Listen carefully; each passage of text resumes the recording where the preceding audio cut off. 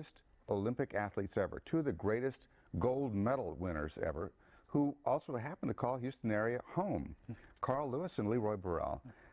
Years after competing with and against each other, they're both now at the University of Houston, where they were once student athletes. Thank you both very much for being here tonight. Great, thank you. Appreciate it. Carl, let's begin with you. You obviously have a wonderful Olympic record, 9 gold medals in 4 Olympic Games. Is there any one event or any one medal that stands out in your mind more than the rest? Well, you know, it's really interesting because at heart I was a long jumper, and that's where I had the most success. But the one medal that stands out is the first one. And I know Leroy could say the same thing. When you win that first gold medal, it's something you trained for, dreamed about, but it's still bigger than when it actually happened. So my first gold medal, which was the 100 meters in Los Angeles. That's what stands out in your mind the most. Leroy, you and Carl competed against each other. What was it like to work together at the '92 Games in Barcelona? Well, you know, it's funny because I watched Carl win that first gold medal from my living room back home in my hometown in Pennsylvania. I was still in high school then. Mm-hmm. You know, and a year later, I was a freshman at the University of Houston, and I'm kind of working out with my track hero, and over time, Carl, our relationship, I guess you can say, kind of morphed from my hero to mentor to competitor, you know, and in some respects even rival. So, but winning that medal in Barcelona, you know, we teamed up and you know, we're really fortunate. We had a really good team, broke a world record that particular day, and you know, and it basically all kind of come full circle. Now we're working together to try to make things, you know, try to make something happen. What would you say has been your magical moment at the Games? Well, we have that relay, obviously. You know, that week, my competitive week in Barcelona was a little difficult. I placed 5th in the 100, and to come back and win that medal and break a world record, it was like redemption for me. Yeah. What does it feel like to be able to represent Team USA and of course your own hometown of Houston when you were at the Games? What did that feel like? Well, you know, for us it was unique because, like you mentioned, '92. There was 3 of us on that team. Mike Marsh lived in town, and of course Leroy did, and so we had this unique opportunity to represent our city, our club, Santa Monica Track Club, and the United States. But it's an honor, really, if you really look at it. When you're in the heat of battle, you're just out there trying to win the competition and go represent, and then you put USA on your chest and you're proud. But that's something that it gets bigger as you get older. Yeah. Like a lot of things, you know, you appreciate that because you're saying, God, you're really fortunate to have gone at all, not to mention gone there and won and set world records and people recognize. I see you shaking, you kind of agreeing with absolutely. All that. You know, you when you're involved, you're so in the moment that you really have to bring it down to a track meet. You know, it's a track meet, and when the farther away you get from it, you're like, wow, that's really big, and you really can't afford to make it big when you're there, because if you do, that's when you can mess it up. You know, if you're sitting on the start line, you're thinking, wow, man, the world is watching. Yeah. You're usually in trouble. You're watching. You'll be watching the race. Exactly, from behind. And that actually brings me to my next question, because obviously this is really tough on you physically, competing in all these games, all these meets that lead up to it and all that.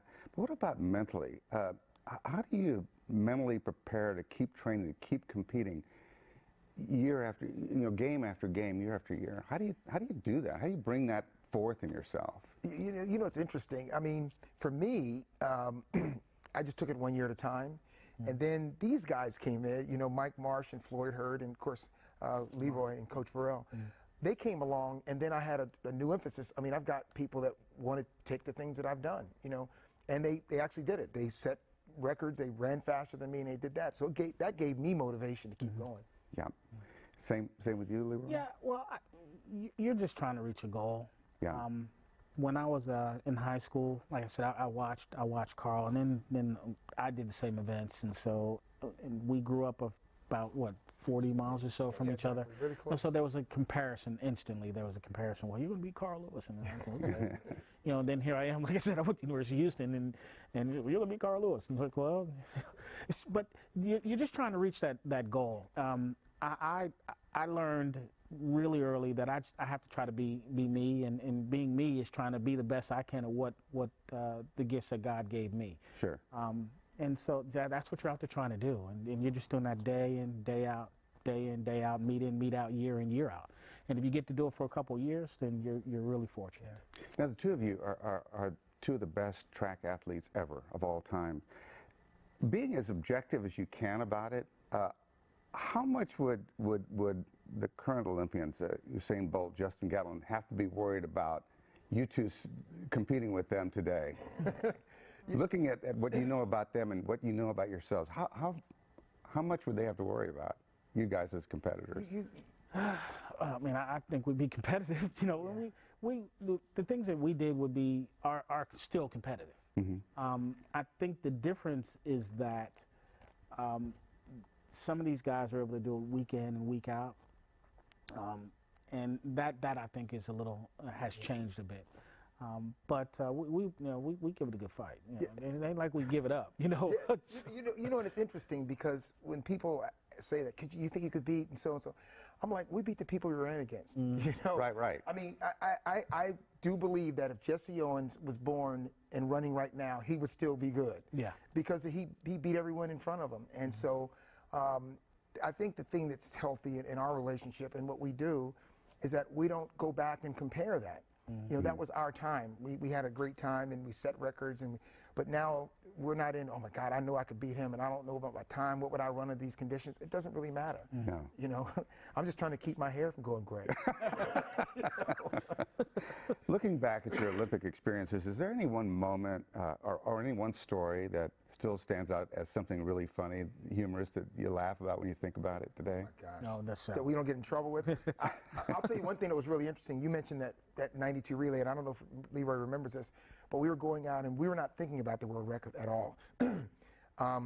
It was windy, very, very windy, and Leroy ran second and I ran anchor, so the wind was blowing into his face. And so the last thing I remember saying, Leroy, watch the wind. And then when I said that, I said, there's no way we're going to get the record, you know, because it's too windy and that. And then, of course, he goes out and blasts us right through the wind. And we end up getting this record. So that was kind of a moment that we had in the Olympic part of it. Mm-hmm. Yeah, it's really a blur. I mean, it goes. I think Carl had the benefit of having done 4. And so I think when you have done so many, when you've been on so many Olympic teams, things kind of slow down a little bit for you. But man, that week in Barcelona, it was a blur. We flew in, did what we needed to do, or competed, and we were going in.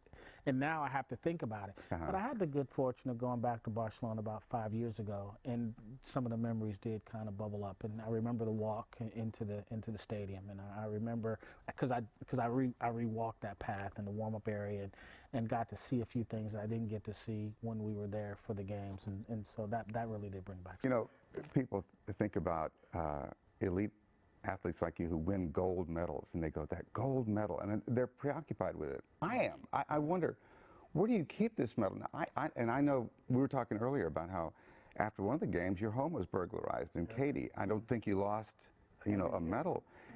So how do you have to protect these gold medals? What do you do? Where do you keep them? Well, I mean, without, you know. Well, mine's in the safe. So, I mean, a lot of people think, you wear your medal? I'm like, no. You know, how strange would that be?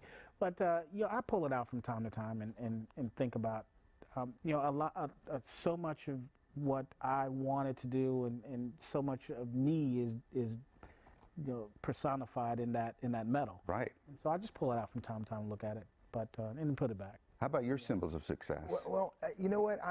Mine are in storage now, and from time to time, just like Leroy says, they'll come out. And but now that I'm getting older and people ask about them so much, I'm just trying to come up with an idea. How can I bring them out and let people see them more? So I'm putting those ideas together. Do you think maybe they'd be at a venue like your school? You know, the Olympic Training Center in Colorado Springs? I'm going to come up with something because I think that It's not that they're not important to us, and because that would never diminish that. But what it is, it's kind of like a diploma. Yeah. You worked all your life for this diploma. When they hand it to you, it's the most amazing moment, and it's great to see that diploma on the wall. But it's the journey to get there is what's really important.